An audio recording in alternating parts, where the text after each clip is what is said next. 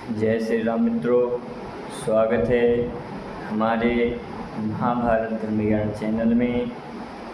प्रिय दर्शकों, आप सभी लोग चैनल को अवश्य सब्सक्राइब करें ताकि हमारे वीडियो का नोटिफिकेशन आप तक पहुंच जाए।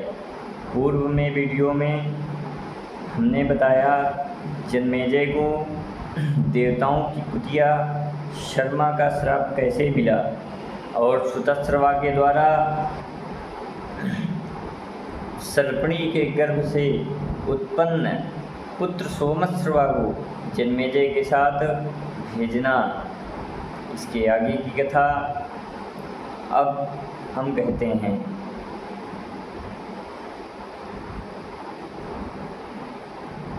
गुरु की आज्ञा का किस प्रकार पालन करना चाहिए, इस विषय में आगे का प्रसंग कहा जाता है।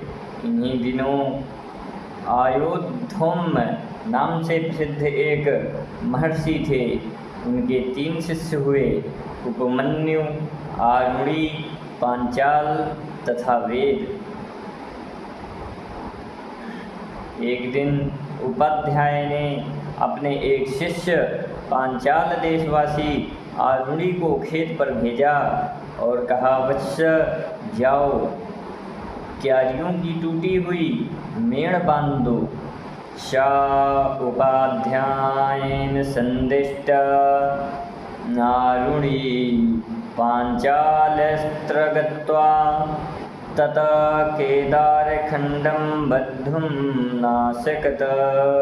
सा क्लेशमानो अपश्यदुपायं भवत्वेवं करिष्यामि।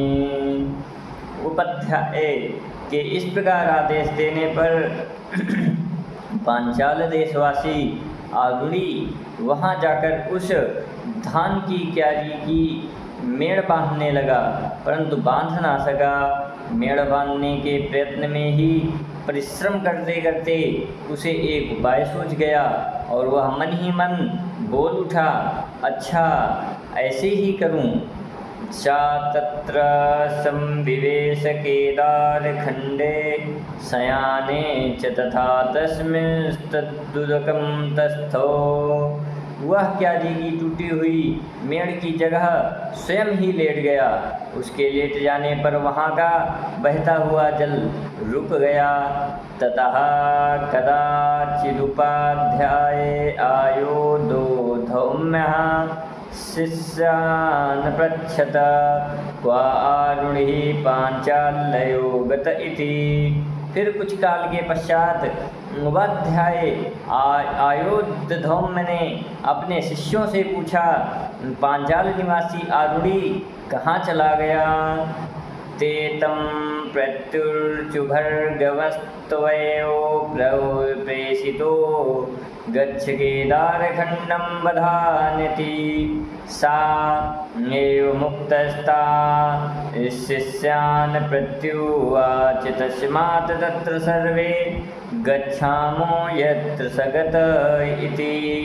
शिष्यों ने उत्तर दिया, भगवान आप ही ने तो उसे यह कहकर भेजा था कि जाओ क्यारी की टूटी हुई मेड़ बांध दो। शिष्यों के ऐसा कहने पर उपाध्याय ने उनसे कहा, तो चलो हम सब लोग वहीं चलें जहाँ आरुणि गया है। सा तत्र गत्वा तस्याहनाय शब्दं चकार, भो आरुणे पंचाल क्वासी वत्सेहिति। वहाँ जाकर उपाध्याय ने उसे आने के लिए आवाज़ दी, पांचाल निवासी आरुणि कहाँ हो वत्स, यहाँ आओ। सा तच्छ्रुत्वा आरुणिरूपा ध्यायवाक्यं तस्मात् केदारखण्डात् सह सोत्थाय तमुपाध्यायमुपत्सते। उपाध्याय का यह वचन सुनकर आरुणि पांचाल सहसा उस क्यारी की मेड़ से उठा और उपाध्याय के समीप आकर खड़ा हो गया। प्रोवाच चैनमयस्य म्यत्र केदारखण्डे निहि शरमाणमुख मुदकमवारणीयं चन्द्रोद्धुं संविष्टो भगवच्छब्दं श्रुत्यैव सहसा विदारकेदारखण्डं भवनमुपस्थितः। फिर उसने विनयपूर्वक बोला, भगवान मैं यह हूँ। क्यारी की टूटी हुई मेड़ से निकलते हुए अनिवार्य जल को रोकने के लिए स्वयं ही यहाँ लेट गया था। इस समय आपकी आवाज़ सुनते ही सहसा उस मेड़ को विदीर्ण करके आपके पास आ खड़ा हुआ। मैं आपके चरणों में प्रणाम करता हूँ, आप आज्ञा दीजिए मैं कौन सा कार्य करूँ।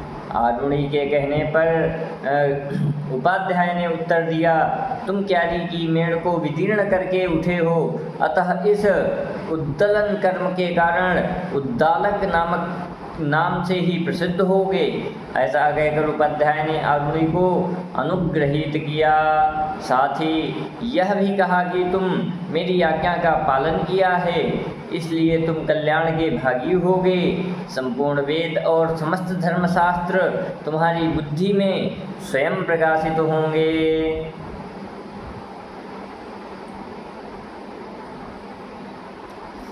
उपाध्याय के इस प्रकार आशीर्वाद देने पर आरुणि कृतकृत्य हो अपने अभीष्ट देश को चला गया। उन्हीं आयोधम में उपाध्याय का उपमन्यु नामक दूसरा शिष्य था।